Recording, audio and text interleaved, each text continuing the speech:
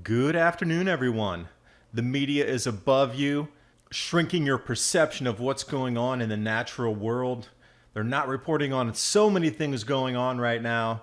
It is all related to the intensification of the grand solar minimum. As the waves widen, we're going to receive more galactic cosmic rays, and these in turn have a correlation of triggering volcanic eruptions. Media not talking about Mount Merapi, but it's volcanic ash plume spreading over part of Java. They have to report on the cave-in of the crater blocking the lava conduit. They're expecting another massive explosive eruption coming out of Kilauea. That's in the US. They had to cover it. But the media is in damage control, assuring you that Fuego, Kilauea, Merapi are no way related at all. But it's so strange that the pyroclastic flows off volcano Discovery talk about how unusual the length of these are, that it's way out of the norm. Satellite view here of the valleys filled with ash from the ground. Now it's snowing in Sweden.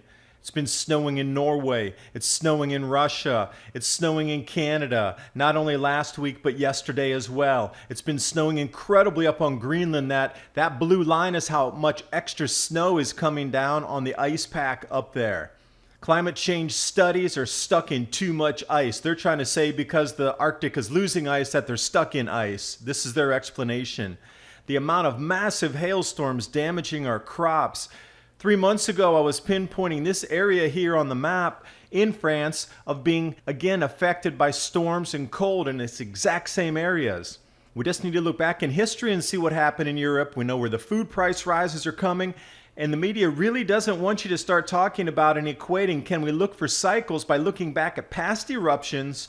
So I'm calling somewhere in China, in a random place nobody's even ever heard of before for volcanic activity.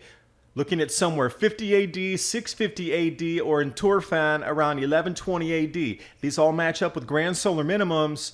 So if it is a repeating cycle, one of these unknown spots should start to erupt again.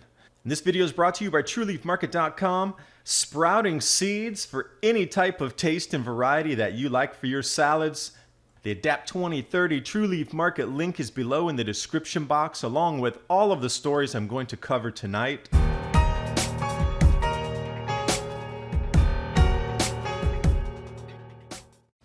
Just an FYI, I'm also going to be backing up this video series on BitChute and Real.video, Mike Adams' new channel coming up at the end of the month.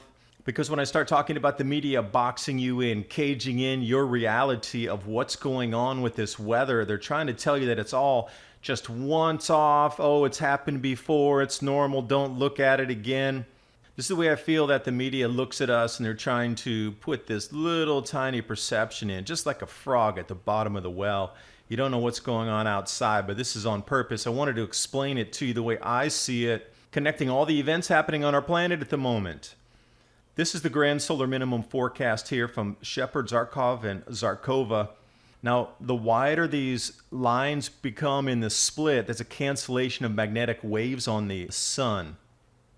These different layers, usually 2 will go out of phase, but this time all 4 are going out of phase, which means that our magnetosphere is going to weaken even further. So the wider the split is, the weaker our magnetosphere is, which is going to have a drastic effects on jet streams, temperature patterns. Also, galactic cosmic rays are going to be bombarding our planet much more than when the sun is strong, and our sun is going into a grand solar minimum, which is a 400-year cycle in itself. Now, solar cycle 25 and 26 are going to be irregularly low. Solar cycle 26, they're not even sure if they'll have any sunspots at all. We're definitely repeating something at least in the 400-year pattern. I do believe it might be something in the more multi-millennial cycles. I'm going to wide that out for you here so you can see the time frames that I'm going to talk about moving forward in the rest of the video. So I've added arrows in so it splits the time into single year units moving forward into the amplification phase. Now from 2017 to 2018, you can see where that wave started to widen a little bit, and then our weather became erratic enough where a lot of people noticed that the weather was stranger on the planet. Now we're coming 2018 to 19, and what's interesting is that yellow and green split there. It's approximately June and July of what's happening this year in 2018. Now this wave is going to get incredibly intense in the widening, and the effects on our planet's ecosystem and terrestrial weather systems is going to, how shall we say, climate chaos would be an understatement. You have to understand most of these major changes are going to be coming in these next 6 months, but then also when we get into 2019 and 20, it's going to widen further. Nearly 2.5 times what the changes are coming up over this entire year here. It's a good gauge, so we know what happened in 2018. We can plan for more intensification through 2019, 20, and 21. Now the backside of the wave also, our magnetosphere is going to try to recompress as the sun has a little more activity. So everything's going to try to recompress on itself so quickly, but just as fast in those 2 to 3 years as it does that, it's going to try to widen again in 2025, which is the unknown factor here. But what is known is that galactic cosmic rays are a trigger for volcanic eruptions. Absolutely, unequivocally, peer-reviewed research, dozens and dozens of papers. And the media is in hyper overdrive to explain to you that the eruptions in Fuego, the massive eruptions in Kilauea, and the eruptions occurring across Indonesia, specifically with Merapi in the last week, have nothing to do with each other. These are all just incredibly disconnected events. And now we have the entire Cascadia Range starting to rumble to life again. But again, these match up with the grand solar minimum cycles. You know, Mount Merapi last week, incredible eruption, not really even talked about in the media. This is the size of the ash plume going over Java Island. Others were there quick to pick it up, locals, but you know, the international news media just didn't want to go with this. And it put up ash 18 to 20,000 feet in the air, a few evacuations, but it was nothing in comparison to what happened with Fuego. Now, over here on Volcano Discovery, the way they're describing it is this is an unusual length of a pyroclastic flow. 10 kilometers down is very, very unusual. They even pointed it out that this is not normal how far that this could spread. So something in the mechanics has changed. Now this is a satellite view of the eruption during and then after the flows came down through the valleys. Now it's one thing to look at it from a satellite view, but when we come in close here, this is the exact same thing that you're seeing, but more from the ground level. Now coming back to the ash plume again, you can very clearly see that. So my question is, how many of these ash eruptions do we have to have in the atmosphere that are smaller, VEI2, VEI3, VEI4? How many of these hundreds do we have to have before we equal something that would be approximately a VEI7 that we saw on Mount Tambora, a year without a summer? Because when we start talking about the volcanic explosivity index, the media does not want to touch this again. This is something they do not want to discuss. They don't want to discuss going back to 1790 to look at VEI4s coming out of Hawaii. These ash clouds are going to continue. The eruptive activity on our planet is increasing, and the amount of ash going into the atmosphere is increasing day by day, as well as sulfur dioxide. Now again, these are not super large eruptions, but how many of them combined together will have some sort of effect, either localized on the weather or regionalized on the weather. This will include cooler crop growing conditions and more rain and precipitation. And when you see things like this rolling down the mountain, this is terrifying and absolutely frightening. What do you do in a situation like that? And when you see things like this coming toward your house and your village, I mean, take this as an example. It doesn't have to be a volcanic eruption, but how prepared are you for emergencies at the moment to pack up and leave in a moment's notice, and you're never coming back to your residence again? The amount of floods coming down out of our atmosphere, these are atmospheric compression event rivers across our planet. Everything is a flood now. There's no longer steady rainfall. And your home is now in more danger of a 400, 500, or once in a 1,000-year flood event than it's ever been. And there's more studies coming out talking about galactic cosmic rays have now 7 times greater impact on the climate than models suggested. Well, that just means as our magnetosphere weakens, more galactic cosmic rays are going to have more effect on the magma chambers beneath our planet's crust. And again, the media never wants to put these together.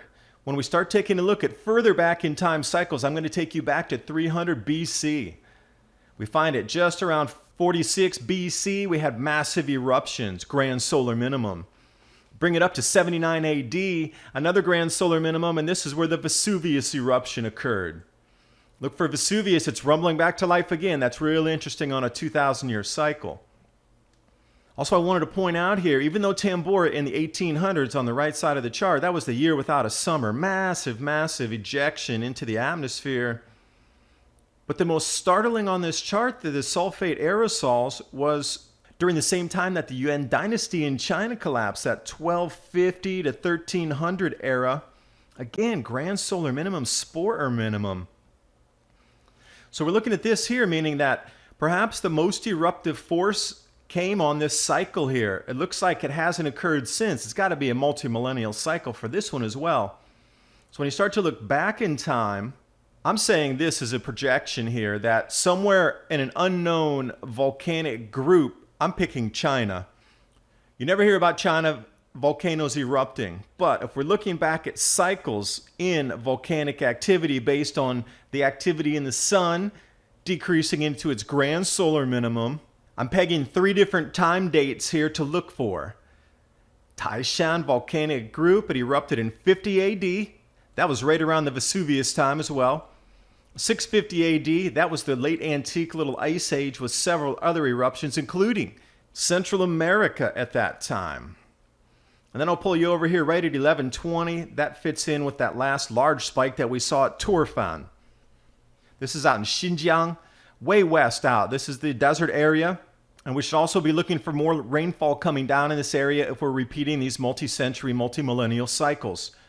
Just like we're seeing over in Afghanistan, rivers are running again next to what were abandoned cities because they had to leave. There was no more water. And now the water's coming back to these same places 3,300 to 3,700 years after these places were constructed. This is amazing what's happening in Afghanistan. I did an entire video on where the rainfalls are coming back next to these structures. And then if we're looking at just a regular 400-year cycle or so, we should be looking for an eruption around Wudalianchi. We have this whole string of volcanoes awakening along Central America. Cascadia Range is also awakening. An enormous amount of activity in Papua New Guinea and Indonesia. So wherever these unknown volcanic groups start to tick off first, all you have to do is match back in history when they're going on, and then you can find exactly the repetition cycle date, and then we can really see what the volcanic activity will be, and then start to plan how this is going to affect the crops and in which regions. Now, talking about more than active volcanoes in the Kilauea caldera there was a major landslide after all these cracks had formed, and then the sides of the crater slid in on itself and plugged the conduit. There's very little gas, very little emission coming out comparatively to what was before. It's literally a cap of millions of tons of rock on top. USGS is expecting a massive release coming out of this because the cap pressure can only hold so much. There's only so much down and back flowing that the lava can come out through the East Rift Zone. And other massively underreported stories in the news. I brought this up on Windy. I put this snow overlay on there.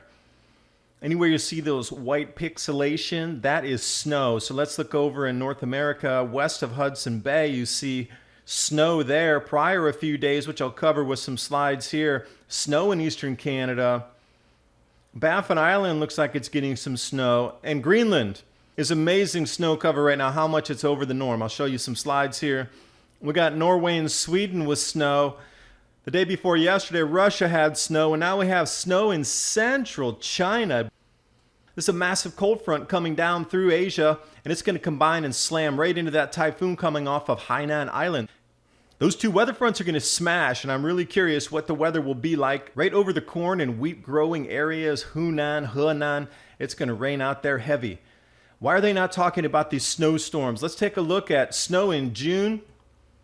Massive heat wave in Sweden, and then just in 6 hours it went to snow. Unbelievable. Record May temperatures, incredibly warm June start, and then bam, right back to snow again. The heat wave is over in a matter of hours. Media's not covering this. They're only talking about hot, hot, hot. What about the flip? Now see, what they're talking about also is it came so suddenly that occasionally they get a flurry or two in June, but not several inches and not 6 degrees below 0 Celsius, which is approximately 22 degrees Fahrenheit. And it's the coldest since 1991. And you never would have guessed through the news media telling you that it's all-time warming and it's continuing to warm that lower tropospheric temperatures dropped yet again. Last month it was 0.21. This month it is 0.18. Now we were told May was the warmest May ever and it just cooked everything and the frogs are cooked and we can just go eat frogs out of the swamp because they got all cooked in the swamp because it was so hot. Yet here we are, 0.18, drop again from last month. What about Newfoundland? What about Charlottesville? It is snowing in places it shouldn't be snowing right now. And even when the news media in Canada says, how would you feel if you saw snow in June? I would say, grand solar minimum's intensifying, but the news media is not letting us know about it by not covering these stories, except in the very local media where it's happening, because you see it out your window snowing in June. They would never run this story in California. Nor does the media really want to pick up on Greenland's surface ice budget has gained more than 600 billion tons of ice since September. You will not read about this in the New York Times, I totally agree, nor the Washington Post. Now, I want you to remember that windy map that I showed you, the amount of snow coming down in southern Greenland. This is part of this increase in mass balance. And it should not be forming another cliff well and far beyond the 1981 to 2010 baseline. How is there so much snow up there? Why is this not in the news media? This is an amazing thing. Hey, Greenland's recovering. And then also this major study on climate change canceled due to, you got it, too much ice. Now the scientists inside the study are saying, look, this proves that all the melting in the Arctic's happening because there's more ice. Now wait a second, you said there was less ice because the Arctic's melting, but now you're saying it's more ice because it trapped your vessel. And it proves that the Arctic's melting because your ship got stuck in all this ice. And they're saying, yes, because there's less ice in the Arctic, it means there's more ice that we're getting stuck in the ship that we can't do our survey. You should read this article. It is startling how they try to confirm the bias of melting equals more ice, which for me makes no sense. Also looking at the solar cycle sunspot number progression. This is off spaceweathernews.com. Solar cycle only 9 years in length this time.